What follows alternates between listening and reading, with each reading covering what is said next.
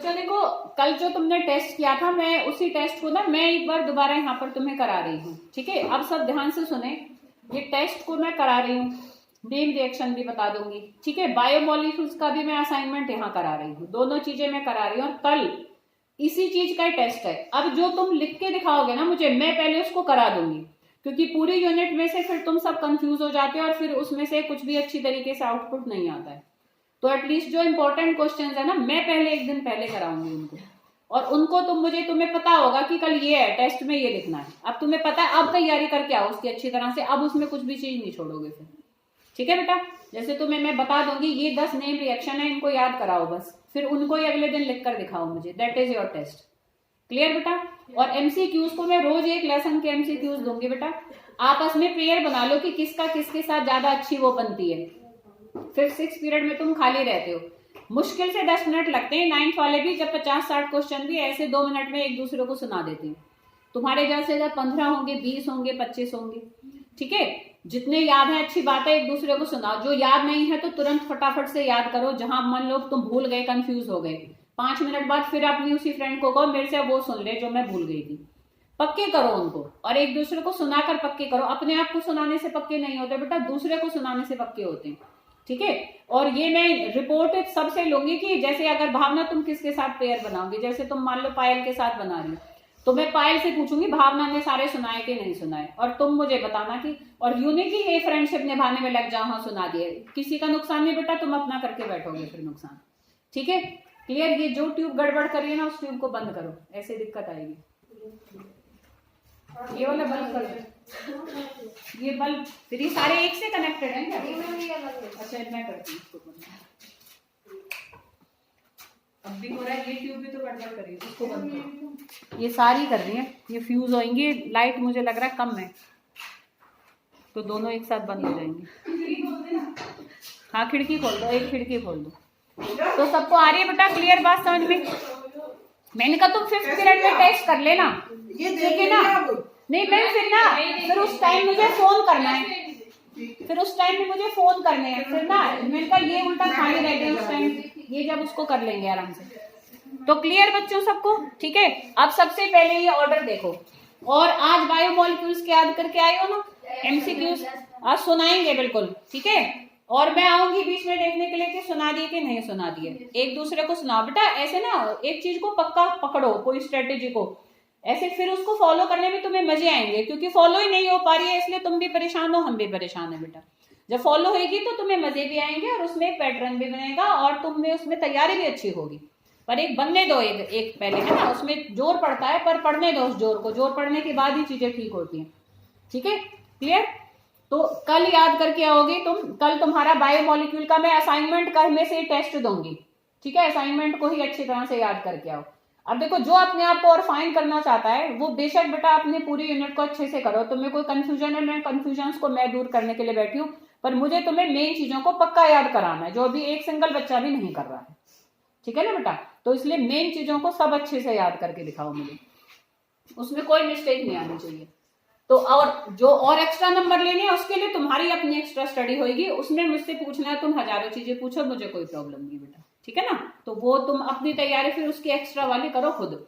तुम अपने आप कहो मुझे अलग कुछ दे दो, मैं तुम्हें अलग बना के दे दूंगी, ठीक है ना। तुम अलग भी करके दिखाओ, पर जो मेन चीज है उसको पहले सारे बच्चे सब परफेक्ट करो।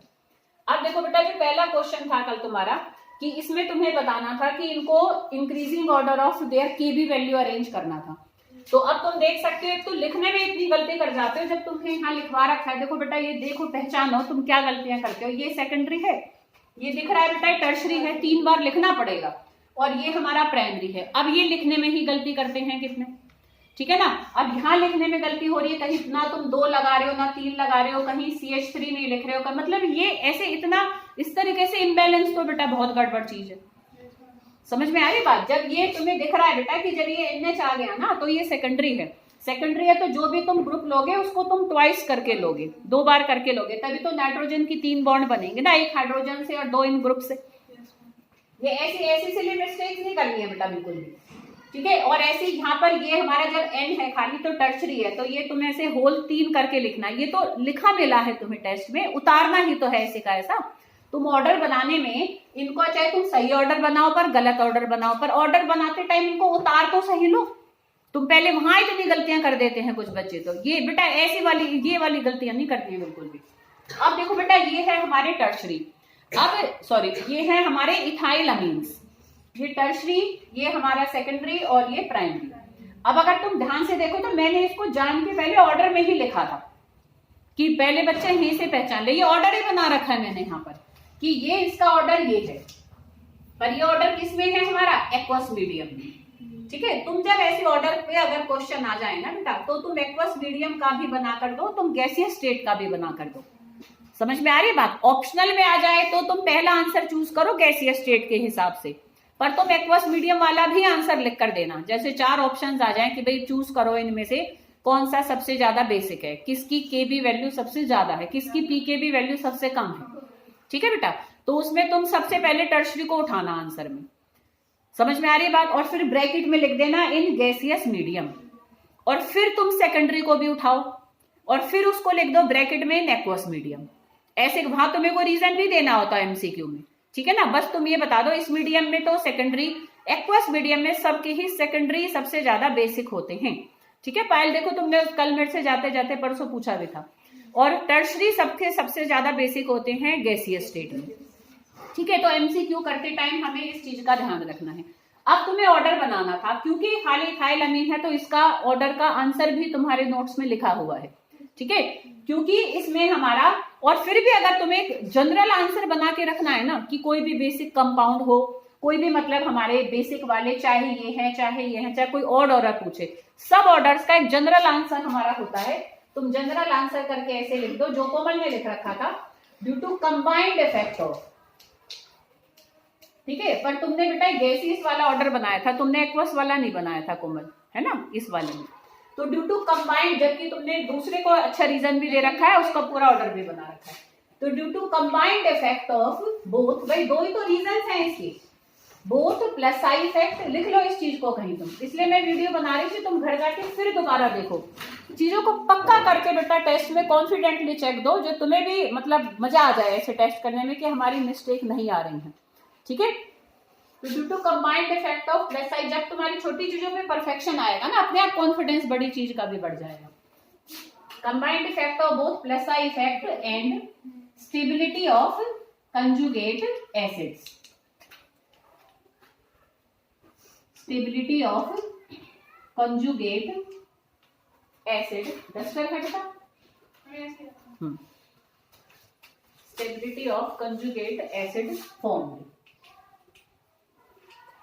अब ये रीजन तुम्हें अब नहीं समझ में आ रहा ना कि क्या ऑर्डर पूछ रहा है, क्योंकि चाहे मिथाइलामीन है चाहे इथाइलामीन है चाहे कोई है, सबका बेसिक कैरेक्टर डिपेंड तो इन दोनों फैक्टर पर ही करता है ना बेटा। तो ये एक तुम जनरल आंसर बना लो कि कभी भी बेसिक ऑर्डर का आंसर पूछा जाता है तो ये आंसर लिख दो। अगर रीजन पूछ रहे हैं वो बेसिक कैरेक्टर में ऑर्डर की अरेंजमेंट का, तो due to combined effect of both plus effect and stability of conjugate acid form, इसमें भी लिख दो इसमें भी लिख दो। ठीक है, पहचानना सीखो बेटा, ये पूजा। ठीक है बेटा, पहचानना सीखो। देखो ये 2 है ना, वो सेकेंडरी है, चाहे यहाँ मिथाइल होता खाली CH3 होता, 2 वाला सेकेंडरी है, 3 वाला टर्शरी है, और जहां कोई ब्रैकेट नहीं लग रहा और यहाँ NH2 है। ठीक है, NH2 वाले प्राइमरी होते हैं, NH वाले सेकेंडरी होते हैं, N वाले टर्शरी होते हैं। तो सेकेंडरी सबसे ज्यादा बेसिक होगा, फिर टर्शरी, फिर प्राइमरी इथाइल अमीन्स के केस में। और कब वो एक्वस मीडियम में, ऐसे ब्रैकेट में मेंशन करो इन एक्वस मीडियम। और जब अगर टर्शरी को सबसे ज्यादा बेसिक दिखा रहे हो, फिर सेकेंडरी को और फिर प्राइमरी को, तो उसके ब्रैकेट में लिखोगे इन गैसियस स्टेट, ऐसे करके नोट्स में लिखा हुआ है बेटा, दोनों मीडियम्स का मेंशन है उसमें।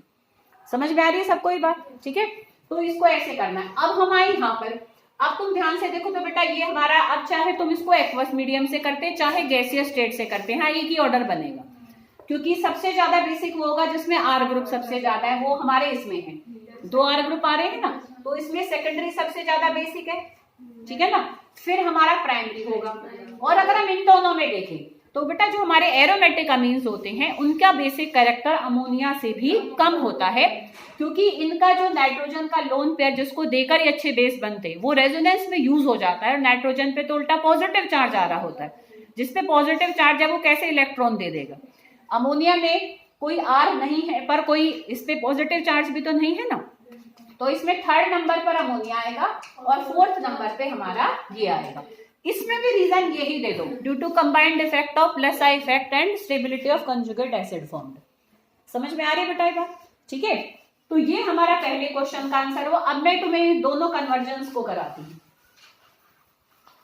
क्योंकि नेम रिएक्शन तो फिर भी तुम्हारे ऐसे कैसे उसमें लिखे हुए हैं, पर बेटा नेम रिएक्शन में भी तुम ध्यान रखो, जैसे गैब्रियल थैलीमाइड सिंथेसिस थी, तो जो प्रोडक्ट बनता है लास्ट में दो, एक बार नोट्स दिखाओ ताकि तुम्हें मैं दिखाऊं। तुम्हें किसी को प्लस साइन नहीं दिख रहा है ज्यादातर को, भावना ने सही लिखा हुआ है। सबसे अच्छा टेस्ट वैसे भावना का है, जितने भी सारे टेस्ट हैं उसमें सबसे जो बेटर है वो भावना का है। फिर कोमल और दिव्या का लगभग एक जैसे लेवल का है। खुशी का भी ठीक है, कम मतलब ऐसी सिली मिस्टेक्स नहीं है, खुशी का भी सही है। पायल पर तुम्हारी भी मिस्टेक्स काफी हो रही हैं, और बेटा पूजा तुम्हारी तो बहुत ज्यादा हो रही है। काजल ने भी मतलब जो जितना मैं एक्सपेक्ट करती हूँ उससे बहुत अच्छा अटेम्प्ट कर रखा है काजल तुमने, ऐसी बात नहीं है। मतलब काजल सच में तुम सबके एकदम लेवल पर आ रही है, इससे इसको ये तुम्हें टक्कर देने वाली है। अच्छी है काजल, ऐसी दे बेटा टक्कर, बढ़िया वाली दे, ठीक है, और अच्छी बात है ऐसे। अर्चना बेटा तुम भी थोड़ा सा उसको ठीक करो, है ना, थी उसमें गलतियां थी काफी सारी, जिसके में मैंने ऐसे लिखा है ना, रिपीट द टेस्ट, पूरे टेस्ट को बेटा घर पर करके देखना, ठीक है। और जिनके लिए मैंने गुड लिखा है उनको 50% से ऊपर अच्छा है, तो इसलिए कोई बात नहीं, ऑर्गेनिक है, मुझे पता है कंफ्यूजन होता है बेटा, हर बच्चे को होता है, तुम नहीं हो कि खाली तुम इस चीज से गो थ्रू हो रहे होंगे। जितने भी बच्चे ऑर्गेनिक कहीं भी कर रहे हैं ना, सबको बेटा आती है, एक बार तो प्रॉब्लम आती है उसमें, और आती है हर यूनिट का पहले टेस्ट में तो जरूर आती है, पर मैं चाहती हूँ प्रॉब्लम जल्दी से जल्दी तुम्हारी दूर हो। अब देखो बेटा जैसे ही गैब्रियल थैलेमाइड सिंथेसिस है, एक स्कॉटन बॉम्बिंग रिएक्शन भी है जो कल मैंने नहीं दिया था, हाँ, तो उसको भी याद करके आना। नहीं फिर वो ऑलरेडी काफी सारे हो गए थे, तो स्कॉटन बॉम्बिंग को भी कल याद करके आना। अब मैं बायोमोलिक्यूल और जो ये टेस्ट है इन दोनों में से मिलाकर दूंगी कल एक टेस्ट, बायोमोलिक्यूल के असाइनमेंट में से दूंगी बस, खाली मैं फिर कह रही हूँ, ठीक है बेटा। अब देखो बेटा इसको जल्दी से, कहाँ गया गैब्रियल थैलेमाइड सिंथेसिस, हाँ ये जो टेस्ट है, हाँ दूंगी इसमें से एक, दोनों कन्वर्जन तो पक्का दूंगी क्योंकि किसी की भी सही नहीं है पूरी, ठीक है ना। और अभी जब कराऊंगी तुम फिर हो करोगे, हो कितनी आसान, ठीक है, कोई बात नहीं, हो करके मुझे तुम्हें परफेक्ट कर देना है, उसको तुम्हें चाहे कैसे भी करना है, पर हमें काम को तो करना है ना बेटा।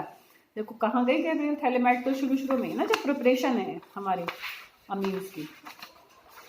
देखो बच्चों इसमें तुम ध्यान से देखो ना, तो जो प्रोडक्ट में हमारी थैलिक एसिड बन रही है और प्लस इथाइल अमीन है, ये प्लस छोड़ रहे हैं कितने सारे बच्चे, ठीक है ना। ये देखो बेटा इसमें यहाँ ध्यान से देखो, तो यहाँ पर हमारा ये हमारी थैलिक एसिड बन रही है और साथ में हमारी क्या बन रही है, ये इथाइल अमीन, तो ये प्लस है, ये दो प्रोडक्ट बने हैं अलग अलग। अपने नोट्स में देखना तुमने क्या करा है, इस इथाइल अमीन को उठा के इस बेंजीन पे लगा रखा है और उसको एक प्रोडक्ट बना रखा है। तुम पूरा याद किया, तुमने एंड तक भी लिया है, तुम्हारा गलत हो जाएगा पर रिएक्शन, क्योंकि गैब्रियल थैलेमाइड सिंथेसिस, इसमें हम थैलेमाइड की हेल्प से एक प्राइमरी अमीन को प्रिपेयर करते हैं। तुमने प्राइमरी अमीन तो बनाया ही नहीं, थैलिक एसिड पर उठाकर उसको लगा दिया ऐसे, मतलब ये जो है ना बेंजीन, इससे तुमने इसको जोड़ रखा है, प्लस है बेटा, ये दो अलग अलग प्रोडक्ट हैं हमारे, ठीक है। तो ऐसे ये लिखते टाइम, याद करते टाइम जिन्होंने ये गलती की है तो इस गलती को दोबारा नहीं करेंगे बिल्कुल भी, ठीक है। जो भी कल नेम रिएक्शन करे थे उसमें किसी में भी अगर किसी को दिक्कत है तो बताओ, मैं अभी दोबारा कराती हूँ। कपलिंग रिएक्शन बहुत इंपॉर्टेंट है बेटा, बहुत बार आया हुआ है, आराम से हो जाता है। देखो बेटा इतना ध्यान रखो कि उसमें हमारा एक तो डाइजोनियम साल्ट है, ठीक है ना बेटा, तो एक हमारा इसमें डाइजोनियम जब साल्ट है तो डाइजोनियम साल्ट को तो तुम्हें वैसे ही देखो, अब कई चीजें ऐसे परफेक्ट होनी चाहिए कि डाइजोनियम साल्ट को याद रखो, तो डाइजोनियम साल्ट याद आती है अपने आप ही, स्ट्रक्चर दिमाग में आ जाना चाहिए तुम्हारे कि भाई ऐसा होता है जिसमें दो नाइट्रोजन लगते हैं, Cl नेगेटिव, कोई भी नेगेटिव आयन यहाँ बना सकते हो तुम, बस एक नेगेटिव चार्ज होना चाहिए, ये पार्ट तो हमारा उसमें रहता ही रहता है। अब इसको तुम्हें फिनॉल से रिएक्ट करा दो, चाहे एनिलीन से करा दो, पर उसकी अपोजिट पोजीशन से रिएक्ट होगा, उसकी पैरा पोजीशन का जो H है ना उसको खोलकर बना देना है तुम्हें, ऐसे तुम्हारी गलती कभी नहीं होगी। देखो फिनॉल हमारा ये होता है, उसके जो पैरा पोजीशन पर सब पर है एक H, पैरा वाले को तुम्हें खोलकर दिखाना है क्योंकि ये H निकलेगा यहाँ पर, इसलिए हमने उसको खोल दिया है। अब यहाँ पर हम ये HCl बाहर निकालते हैं, ठीक है ना बेटा। अब जब ये फिनॉल एसिडिक होता है तो यहाँ बेसिक मीडियम लेते हैं और जब हमारा एनिलीन बेसिक होता है तो वहां एसिडिक मीडियम लेते हैं। वैसे दोनों मीडियम ले सकते हैं, कितने बार मैंने ऐसी भी रिएक्शन को देखा हुआ आया हुआ है जो, तो बट ज्यादा एप्रोप्रिएट हमारा ये रहता है। टेम्परेचर का पर देखो बेटा प्लीज जरूर ध्यान रखो, चाहे तुम डाइजोटाइजेशन लिख रहे हो चाहे इसको लिख रहे हो। दिव्या तुमने टेम्परेचर नहीं लिखा था बेटा, बाकी तुम्हारे ये सारे रिएक्शन सही थे नेम रिएक्शन कि, क्योंकि यहाँ टेम्परेचर की जरूरत है। अगर लो टेम्परेचर नहीं रखेंगे तो रिएक्शन होगा नहीं। तो 273 से 278 केल्विन, यही रेंज डाइल्यूटाइजेशन की है और यही रेंज कपलिंग रिएक्शन की है। अब बस इसको निकाल कर इसको इससे जोड़ दो, हो गया रिएक्शन। अब जब हमारा नाइट्रोजन यहाँ पर देखो बेटा इस तरीके से, भाई जब नाइट्रोजन यहाँ पर ऐसे जुड़ेगा तो अब तुम नाइट्रोजन की जब यहाँ से नेगेटिव चार्ज चला जाएगा तो फिर ये आपस में तीन तीन ही बॉन्ड बनाएंगे। तो फिर हम जब ट्रिपल बॉन्ड नहीं रहेगी तो नाइट्रोजन पे पॉजिटिव चार्ज भी नहीं रहेगा, ठीक है।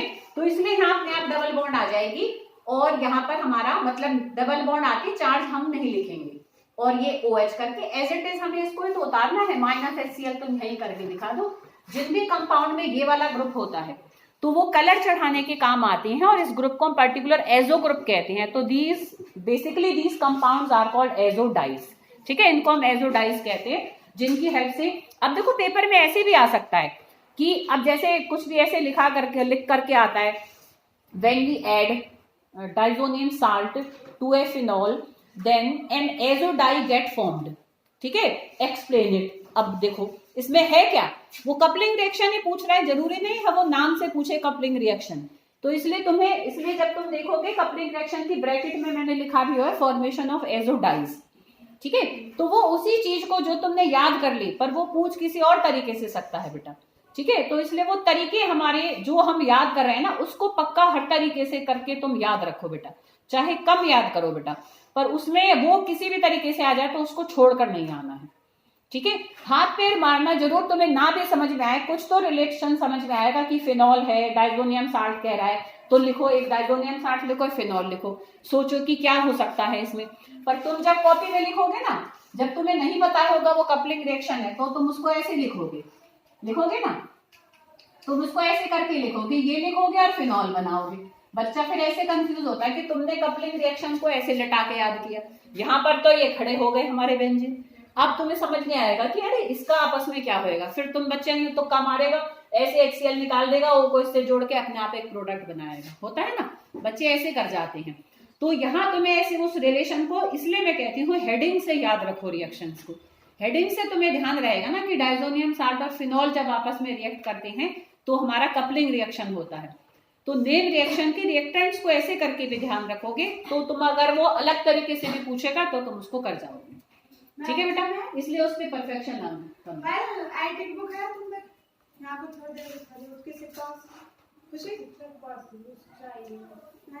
ठीक है, आगे बेटा बात समझ में। तो इस तरीके से हमें कपलिंग रिएक्शन को करना है। डाइजोटाइजेशन में आई थिंक शायद नहीं होगी कोई दिक्कत, कन्वर्जन में भी यूज होता है। और जो तुम्हारा पहला है ना हॉफमैन अमोनोलाइसिस रिएक्शन, क्योंकि वो 4 स्टेप में हो जाता है, तुम उसमें जब पहला स्टेप भी लिख रहे हो तो उसमें ना तुम पॉजिटिव नेगेटिव चार्ज को मेंशन करो। तुम्हारा चार्ज बच्चे बहुत कम बच्चे शो कर रहे थे, लिखा हुआ है उसमें देखो ऐसे प्लस माइनस, चाहे तुम उसका पहला रिएक्शन लिखो पर उसमें प्लस और माइनस को शो करना है, क्योंकि वहां साल्ट बंक की फॉर्मेशन हो रही होती है। जैसे हम यहाँ डाइजोनियम साल्ट जब लिखते हैं तो देखो बेटा शो करते हैं प्लस माइनस, क्योंकि वो साल्ट है तो प्लस माइनस को शो करोगे। अगर तुम्हें यहाँ दिक्कत आ रही है ना हॉफमैन होमोनोलाइसिस को करने में, तो यही हॉफमैन होमोनोलाइसिस बट नाम नहीं लिखा हुआ है, ये सेम हुआ पड़ा है तुम्हारी हेलोएल्केन्स के सब्स्टिट्यूशन रिएक्शन में। हेलोएल्केन के जो सब्स्टिट्यूशन रिएक्शंस है ना, जहां पर हमने साइनाइड को ऐड करा, फिर आइसोसाइनाइड को करा, फिर नाइट्रो को किया, फिर नाइट्राइट को किया, ऐसे करके कर रखा है। फिर एक जगह एस्टर बन रहा है, एस्टर के बाद जो अगला रिएक्शन है उसमें हमने क्या कर रखा है, एल्काइल हैलाइड में अमोनिया को ऐड करा था तो प्राइमरी अमीन बने थे। प्राइमरी अमीन में फिर जब एक और एल्काइल हैलाइड को ऐड करा था तो सेकेंडरी अमीन बने थे। तो तुम अगर तुम्हें वो वाला याद है, वो आसान लगता है, उसको लिख दो यहाँ पर, वो और ये सेम ही है रिएक्शन। दोनों में ही हम क्या कर रहे हैं, बेसिकली अमोनिया और हेलोएल्कीन को यूज करके हम अमीन्स ही तो बना रहे हैं। फिर फर्दर वो प्राइमरी से सेकेंडरी भी बन जाते हैं, टर्शियरी भी बन जाते हैं और क्वार्टरनरी साल्ट भी बन जाता है। ठीक है, तो इस तरीके से हम वहां तक पहुंचते हैं। तो नेम रिएक्शन में अब भी मैं फिर पूछ रहे हैं बेटा, अगर किसी नेम रिएक्शन में कोई दिक्कत है तो बताओ। ठीक है, कर लोगे कल उनको आराम से। कोई प्रॉब्लम है तो बता दो बेटा, ताकि उसमें फिर कल तुम्हारी गलती नहीं आनी चाहिए। पक्का करके आना है बिल्कुल उनको, ठीक है। अब मैं इन कन्वर्जेंस को करवाती हूँ तुम्हें। तो देखो बेटा, अगर हम इन कन्वर्जेंस को देखें, देखो एकदम आसान है बेटा कि मिथाइल अमीन से हमें इथाइल अमीन पर आना है। अब तुम्हें यहाँ ध्यान से दिख रहा होगा बेटा कि कार्बन एटम बढ़े हैं। देखो ये है मिथाइल अमीन और हमें पहुंचना है इथाइल अमीन पर। इथाइल अमीन है CH3 CH2 NH2, ठीक है ना। अब हम यहां से यहां तक कैसे पहुंचेंगे, इसमें आ रहा है। तो देखो इसमें यहां से हम कैसे पहुंचेंगे, जब कभी भी कार्बन एटम्स का नंबर बढ़ाना होता है तो देखो बेटा, दो रिएक्शंस को पकड़ के रखो कि whenever we have to increase the number of carbon atom in a conversion, या तो हम KCN डालेंगे, उसको साइनाइड में बदलेंगे, ठीक है, या हम उसमें ग्रिग्नार्ड रिएजेंट डालेंगे। अब तुम्हें उसको देखकर पकड़ना है कि कौन से वाला रूट यहाँ फॉलो हो सकता है, साइनाइड वाला हो सकता है कि यहाँ ग्रिग्नार्ड रिएजेंट वाला हो सकता है। अब तुम सोचो कि क्या अमीन्स में तुमने कोई ऐसा रिएक्शन किया था। अमीन, अच्छा ये मैंने यहाँ लिखी गलत दिया, सॉरी। ये हमारा है मिथाइल अमीन, ठीक है ना, और ये हमारा है इथाइल अमीन। भाई इथाइल ग्रुप लगाकर अमीनो ग्रुप लग रहा है, यहाँ मिथाइल ग्रुप लगाकर अमीनो ग्रुप लग रहा है, ठीक है। तो अब हमें कार्बन एटम का नंबर बढ़ाना है, तो तुम याद करो बेटा कि अमीन्स में क्या कहीं भी हमने ग्रिग्नार्ड रिएजेंट को ऐड किया था, किसी भी रिएक्शन में अमीन्स वाले में कहीं भी हमने ग्रिग्नार्ड रिएजेंट को ऐड जब किया था तो क्या बना था, कहीं हो रहा है, याद करके देखो। तो उसमें जब हम ग्रिग्नार्ड रिएजेंट को ऐड करते हैं ना बेटा अमीन्स के अंदर, तो उससे हमारा क्या कंपाउंड बनता है, उससे बेसिकली ना हमारे ऐसे करके एनामीन्स करके कुछ कंपाउंड बन रहे थे अलग से, ठीक है। तुम उसमें अगर देखोगे तो अब एनामीन ऐसा कोई कंपाउंड हमारे एनामीन से हमने फर्दर अमीन तो नहीं बनाया था कहीं भी।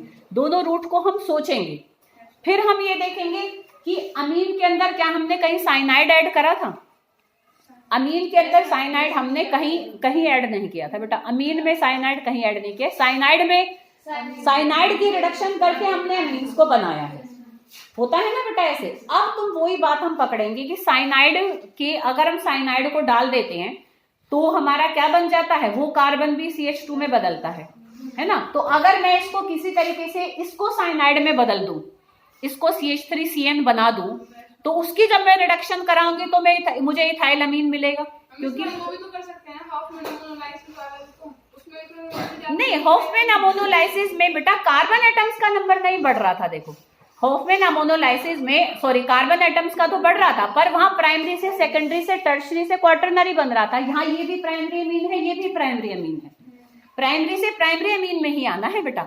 तो जब कभी भी अमीन्स का हम एक अमीन से दूसरे अमीन में जा रहे होते हैं ना, हायर में जाएंगे, तो हम इसको पहले साइनाइड में बदलेंगे, वो हमारा इजीएस्ट पाथ होता है, क्योंकि एन अमीन के थ्रू तो नहीं बनेंगे, ग्रिग्नार्ड रिएजेंट वाला रूट फॉलो नहीं होगा। तो अब इसको हम साइनाइड में कैसे बदल सकते हैं। साइनाइड, अच्छा KCN को तुमने किस में ऐड करा था, जब हमने साइनाइड्स बनाए थे ऑर्गेनिक कंपाउंड में, तो KCN को किस ऑर्गेनिक कंपाउंड में ऐड किया था, याद करो कौन से किस में किया था, फर्स्ट यूनिट में, सेकंड में, थर्ड में, फोर्थ में, फर्स्ट में किया था। किस में किया था हमने, हेलो अल्केन्स के न्यूक्लियोफिलिक सब्स्टिट्यूशन रिएक्शन में किया था हमने, कि KCN को ऐड करते हैं और साइनाइड बनते हैं। फिर उसी साइनाइड के मैंने 3 कैटेगरी के रिएक्शन बनाए थे कि अगर हाइड्रोलाइसिस करते हैं तो एसिड, पार्शियल हाइड्रोलाइसिस करते हैं तो अमाइड्स, और रिडक्शन करते हैं तो अमीन्स। तो अब यहाँ पर ये पकड़ लो कि यहाँ पर हमें किसी तरीके से CH3CN को लाना है। फिर जब मैं इसकी करूंगी रिडक्शन तो हमें ये मिल जाएगा, पर अब हमें इसको इसमें बदलना है। अच्छा ये किससे बनता है, उल्टा चलो, ये हमारा बन जाता है अगर मैं CH3Cl में KCN डाल देती हूँ।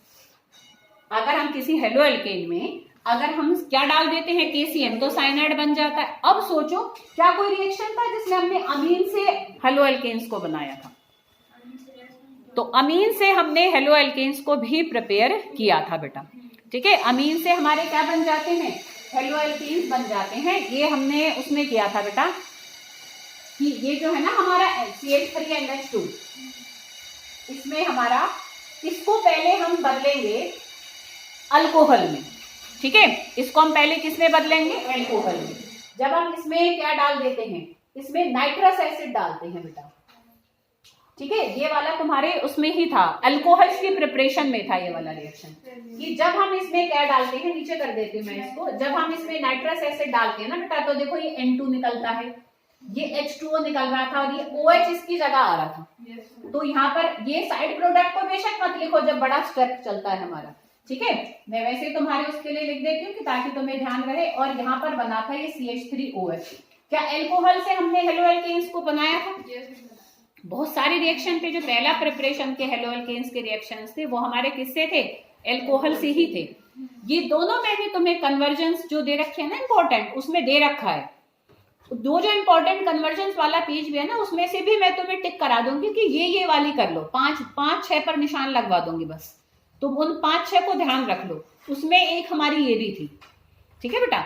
तो इसलिए अब देखो, जब हम एल्कोहल से इसमें कैसे आ सकते हैं, हम यहाँ पर HCl डाल दें, हम PCl5 डाल दें, PCl3 डाल दो, SOCl2 डाल दो, तो कोई भी चीज डालकर अब हमने क्या करा, इससे पहले एल्कोहल बनाया, एल्कोहल से हेलो एल्केन बनाया, हेलो एल्केन से साइनाइड बनाया, और फिर साइनाइड से फिर हमने अमीन बनाया। तो ये बड़ा स्टेप आता है, तो उसमें ज्यादातर ऐसी ही हो रही हैं। तो ये वो मैंने एक्चुअल में कॉम्पिटेटिव पर्पज से भी बनाए थे वो कन्वर्जेंस, तो उसमें से मैं तुम्हें 5-6 पर टिक करवा दूंगी, बस है ना तुम्हारे पास यहाँ नोट्स, ठीक है। तो जब तुम पूरी ऑर्गेनिक का दोगे टेस्ट, तब मैं उसमें तुम्हें टिक करवा दूंगी, ठीक है ना। अभी फिलहाल हम ना करें। क्लियर बेटा सबको? तो इसको हम ऐसे करेंगे, ठीक है बेटा। तो अब जब तुम इसके बहाने ना देखो, तुम्हें 1, 2, 3, 4 रिएक्शन अपने ऑर्गेनिक के वो भी याद हुए, उनमें भी तुम्हें परफेक्शन आएगा कि हाँ ये हमें ऐसे फॉलो करना होता है, ठीक है, वो भी तुम्हारे रिवाइज होते हैं। अब देखो बेटा, एक दूसरी कन्वर्जन पैराटोलिडीन, तुमने अब इसको सबने टोलवीन बना के कर दिया बेटा। टोलिन, भाई अगर टोलवीन लिखती मैं तब तुम बनाओ, ये खाली ये होता है टोलवीन, ये टोलिडीन है। टोलिडीन और पैरा जब वो कह रहा है तो उसकी मतलब पैरा पोजीशन पर कोई ग्रुप होगा, तभी तो हमने पैरा लगाया है। ये तुम्हारी पहली ही कन्वर्जन थी जो मैंने अमीन्स के लास्ट पेजेस में तुम्हें करके दे रखी है। यहाँ NH2 था बेटा, ध्यान करो, ये तो मैं तुम्हें करवा के भी गई थी। टोलिडीन हमारा ये होता है कि मिथाइल और NH2 दोनों ग्रुप हमारे पैरा पोजीशंस पर लगे। लिख ले तू भी, कहा है मैं लिखेगी। तो अब इसमें देखो बेटा, इससे हमें क्या बनाना था, इससे हमें बनाना था मेटाब्रोमोटोलवीन, इसको यहां तक लेकर आना था हमें, ठीक है। तुम्हें मैंने जब ये कन्वर्जन करा रही थी तो बताया था बेटा कि यहां देख लो कि जब कभी भी ऐसे हेलोजन हमारा लग रहा है, अगर एक पोजीशन पे लग रहा है तो हमें पहले इसकी प्रोटेक्शन करानी पड़ेगी, क्योंकि NH2 बहुत ज्यादा एक्टिवेटिंग ग्रुप होता है। अगर तुम सीधा ब्रोमिनेशन करोगे तो सारी ऑर्थो और पैरा पोजीशन पर ब्रोमीन आ जाते हैं। पैरा तो ऑलरेडी ब्लॉक्ड है, पर इन दोनों पर ब्रोमीन आ जाएंगे, पर हमें अपने प्रोडक्ट में एक पर ही चाहिए ना, एक पर भी। तो इसलिए हम पहले इसकी प्रोटेक्शन कराएंगे। ये काम तो किया है कई बच्चों ने कन्वर्जन में, प्रोटेक्शन भी कराई है, ब्रोमिनेशन भी कराई है, और ये प्रोडक्ट भी बनाया है, पर तुमने इसको इससे नहीं बनाया, तुमने उसको टोलवीन से बना दिया है, इसलिए वो तुम्हारा सही नहीं माना जाएगा। क्योंकि जिसको लेकर चलना था तुमने उसको तो लिया नहीं ना बेटा, तुमने कुछ और ले लिया, इसलिए गलत हो गया है। तो अब हम इसकी पहले कराएंगे प्रोटेक्शन। प्रोटेक्शन कैसे कराएंगे कि पहले इसकी एसिटाइलेशन कराएंगे। तो अगर रिएजेंट याद नहीं रहता ना, ऐसे लिख दो एसिटाइलेशन, ये वर्ड लिख दो खाली, तब भी तुम्हारा वो सही माना जाएगा। तुम अगर यहाँ पर जो बन रहा है उसका स्ट्रक्चर अगर सही बना रहे हो, तो यहाँ पर हमारा ये NH2 किसमें बदल जाएगा, NHCOCH3 में। अब हम इसकी ब्रोमिनेशन कराएंगे। ब्रोमिनेशन ऐसे एसिटिक एसिड की प्रेजेंस में होती है। तो अब जब हम इसकी ब्रोमिनेशन कराएंगे तो यहाँ पर हमारा क्या आ जाएगा, NHCOCH3 वही रहेगा, यहाँ पर अब हमारा आ जाएगा Br। अब हमें इस ग्रुप को खत्म करना है। अब हम इसकी पहले करेंगे हाइड्रोलाइसिस, ताकि दोबारा से NH2 में चेंज हो जाए। अब हम इसको जब दोबारा से NH2 में चेंज करा देंगे, अब हमारा देखो ये चीज तो आ चुकी है जो हमें चाहिए, ये प्रोडक्ट बनाना है, पर अब इस NH2 को भगाना है हमें। यहाँ से NH2 को हटाने के लिए हम डीएमिनेशन करेंगे। डीएमिनेशन कैसे करते हैं कि पहले इसको हम डाइजोनियम साल्ट में बदलेंगे। डाइजोनियम साल्ट में बदलने के लिए हम यहाँ पर क्या डालेंगे, नाइट्रस एसिड डालेंगे। टेम्परेचर का फिर ध्यान रखना, देखो याद रखोगे तो अच्छा रहेगा, छोड़ भी दोगे तो जब तुम्हारे सारे स्टेप्स ठीक है तो शायद कोई नंबर काटे, पर वही है कि काटने वाले को तो फिर बहाना चाहिए होता है ना। मैं जैसे हूं तो नहीं काटूंगी, बोर्ड में तो बिल्कुल नहीं काटूंगी, और कोई काटने पर आ जाए तो हम उसको रोक नहीं पाएंगे। तो यहाँ पर ये हमारा किस में बदल जाएगा, N2 positive Cl negative, diazonium salt बनेगा। डायजोनियम साल्ट में क्या डालते हैं कि ये ग्रुप चला जाए, H3PO2 और कॉपर आयन, ठीक है। या हम एथेनॉल भी डाल सकते हैं, ऐसे और करके मैंने एथेनॉल भी डाल रखा है, और एक बार पेपर में आया भी हुआ है कि डायजोनियम साल्ट में एथेनॉल डालेंगे तो क्या बनेगा, बेंजीन बन जाता है, ग्रुप पूरा चला जाता है। तो H3PO2 कॉपर आयन की प्रेजेंस में डालेंगे तो ये ग्रुप पूरा चला जाएगा। अब हमें अपना वो कंपाउंड मिला जो कि यहाँ पर पूछा गया था कि ये बनाओ, पर उसको बनाना था तुम्हें इससे, ठीक है, खाली टोल्यूइन से नहीं बनाना था। समझ में आ रही बेटा बात। तो दीज आर बोथ कन्वर्जन्स। तो इस तरीके से हमें दोनों कन्वर्जन